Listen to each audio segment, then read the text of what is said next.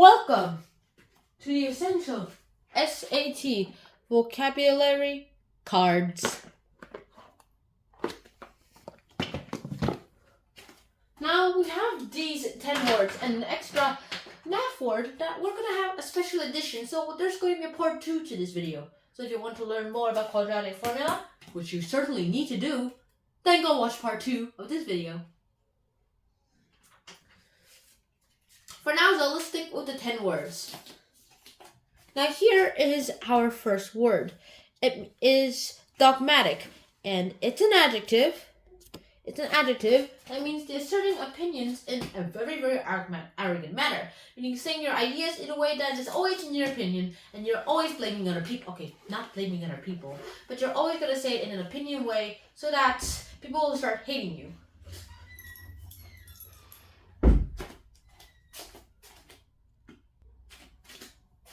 And so the synonym is opinionated. The antonym obviously is to be factual. And I try to be factual in these videos. And the only time I'm opinionated is when I'm trying to be funny. Our next word is domestic. It's not it's domestic. I almost did a burp. So domestic is an adjective. Almost all of them are adjectives except the sixth word, which is a noun. And domestic, the synonym is marital, or otherwise known as household. The antonym is non-marital, which is obviously the opposite of marital. Now our next word is this one, dominant. An adjective that means having the authority or influence over something, which is nice. If you want to be a dominant person, that is. If you're going to be a dominant person, here's some tips for you to control. Number 1, try to get as many followers. Don't try to be in a cult, though. Don't try to be a cult leader, though. That doesn't always end bad. That always ends bad. Number 2, try to be funny, good, and really, really, really connected to other people. So there we go. So dominant, the synonym is controlling.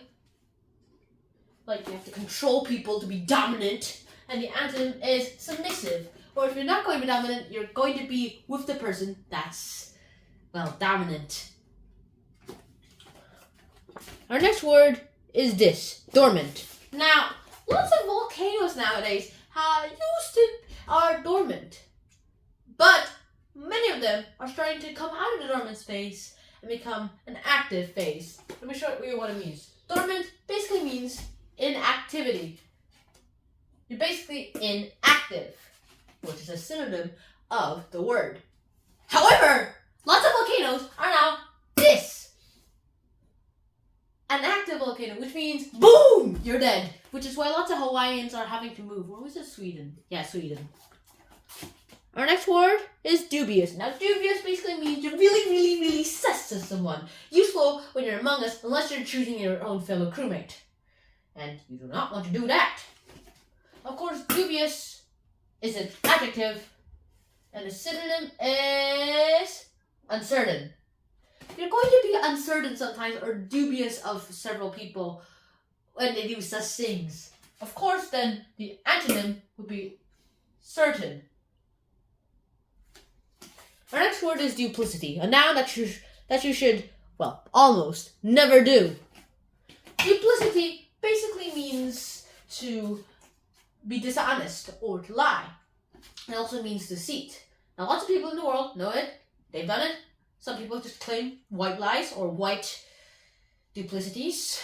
But personally, I think there's also a gray area. Now, duplicity, the synonym is deceit. Because if you're going to deceive someone, then you need duplicity. And of course, the antonym here is honesty. And you need to be honest to not be duplicit. Our next word is an adjective called earnest. Now, to be earnest is to be serious in some way. When you're going to be earnest, you're basically, hey, call me Frank. No, don't call me Frank. Call me Mr. Frank. You're trying to be serious with that person, and you're going to be like handshake or something. Let me show you. Hello! I'm going to be earnest with you. Now, lots of people would say,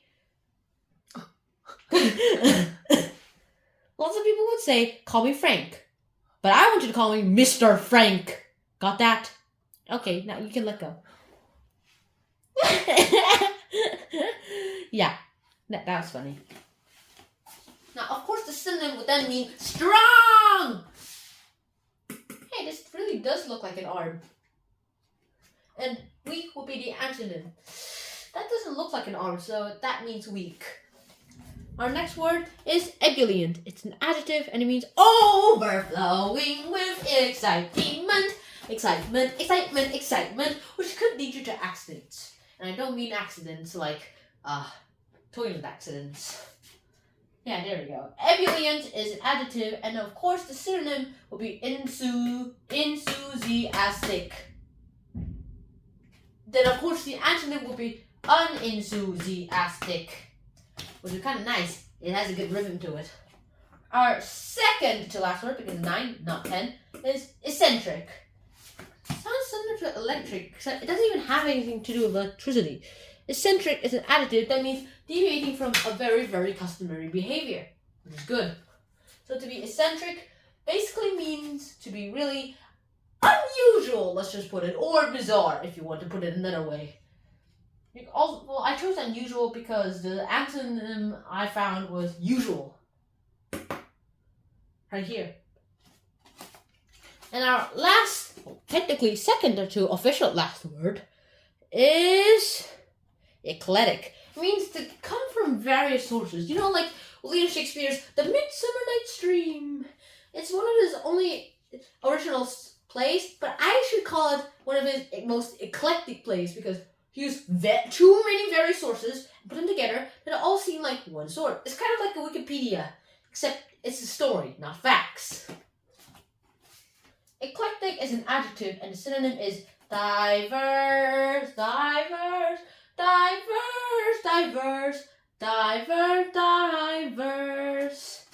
And then the antonym will be similar. Because you're going to have to be similar to other people too. So do we look eclectic? Do we look uneclectic? So yeah, what do you think? I don't know. So here we go. Now this is our last word. Math.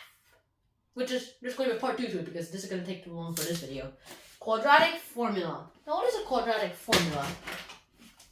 Now, the quadratic formula is the second method to write the quadratic to solve the x for a quadratic equation. I say second because it's the harder method. And now, magic, magic, magic, magic! I said magic! See, now you might remember this from yesterday's episode because this is the standard form of the quadratic equation. It's right there. The quadratic formula is one method that you solve for the x for this. And you can actually get the quadratic formula from this base formula itself, this polynomial, or quadratic standard formula equation as some people call it. But right now, all you have to really worry about is why it is used when there are easier methods. Well, there's this one method I like to call the factorizing method, where all you have to do is turn this into a factorizing. So x plus alpha times x plus beta equals 0. Like these types of things. These are called factorizings. Like you factorize it into this. And then when you graph it, now this isn't very accurate, but let's just say that this is our quadratic, and then this one, well, it doesn't have to be, but this one will be like minus alpha on the x-intercept. I'm using alpha and beta because alphabet, we're doing vocabulary words, and beta will be these other x-intercept. So there's minus beta. Now there are some of those cases when, let me use a different color. I'm like black. I haven't used black yet. When the quadratic would be like only one point here. Now that is when we have perfect squares, which is the most useful thing, and which is what's really, really, really useful. And very less complicated. Now, quadratic squares will basically end up like this. Like, I don't know, I'm just gonna use alpha again, for no apparent reason.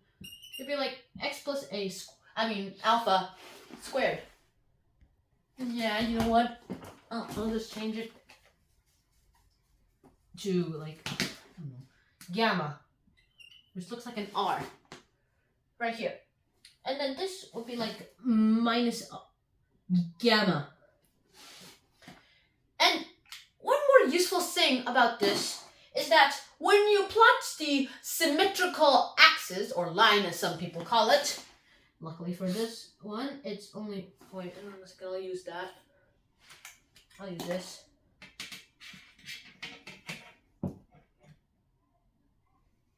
Lucky for us is just like one of them. Oh, that was close. Then, let's look at the blue line, the blue quadratic graph first. The x value that the red line crosses is basically the minus alpha plus the minus beta divided by 2, because it's in the smack right middle of those two values. It's like the number line this time. But I want to write it simpler, so it'll be like minus over alpha plus beta divided by, divided by 2. Either that or it's gamma, because they're the same symmetrical line. And now it's time to ask the very, very weird question. How do you get from this to this?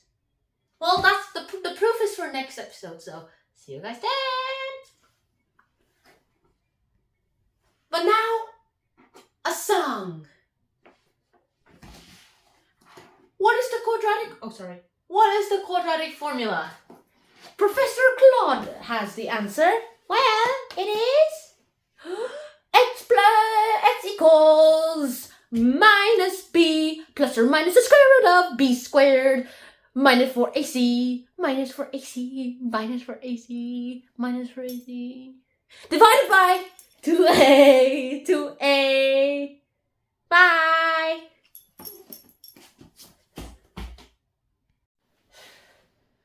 Now the world will remember this testing day, because I will be in a spinorama.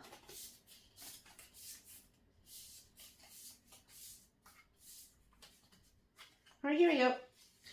Apparently our first word is the 8th word, and it's ebullient. Now, don't be too ebullient, kids, or else you could get your fingers or icicles cut. And you don't want that, do you? Yes, miss. Okay. Our next word is eccentric. Now, okay. Miss, what's her name? Old lady. Is that really her name? Yes. Why are you so eccentric? Because I believe in religion. Which religion exactly? Christianity. Okay. Bye-bye. Freak. Not going to be an annoying kid today. I'm tired of that. Next one. Eclectic.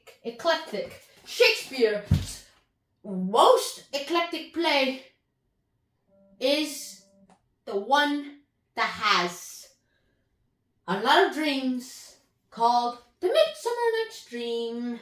Our next word is earnest. Adjective. So, are you an earnest person, or are you just a little tiny little weakling? I'm an earnest person, sir. Okay, show me. Hand whistle. Okay, sir. How did you? I'm earnest here, meaning I'm also earnest here in brain power. Our next word is duplicity. Do not tell me any duplicity. I want the exact truth, or you'll get a very big $PANKING.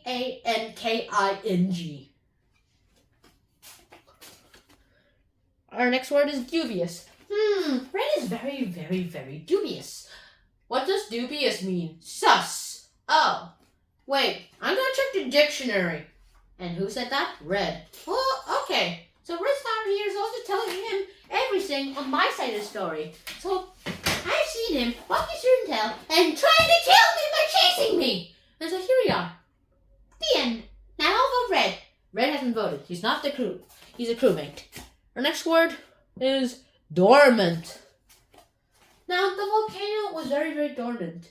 Until today, it wasn't dormant. Until it did something very, very bizarre. It spewed out cat lava. Yes, I'm not joking. Now, next one is dominant. Who is the dominant species in the entire universe? Well, the most dominant species would possibly be the Kree because they have an empire that spans 25% of the universe. Wow, that's a big empire. That's even bigger than Genghis Khan's empire. Our next word is domestic. Now, lots of people are domestic people. Like Mom. My mom is a very domestic people. She does not like running up and down mountains. Our next word is dogmatic.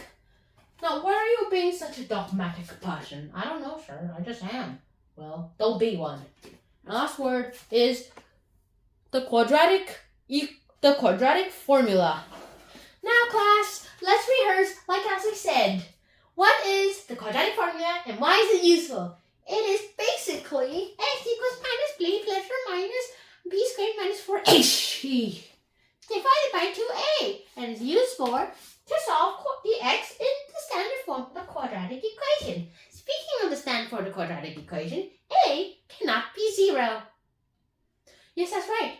Now, why do we use it? When the factorizing method is coming out a bit unclean. Yes, that is right. You got 100% in your math scores for the rest of the semester. Okay, that's it. Now it's time for the card throwing. So, Cloud, be careful. Oh.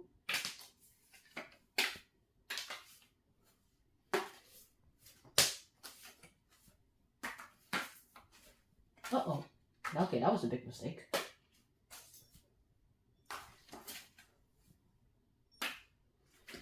Bye-bye! Claude?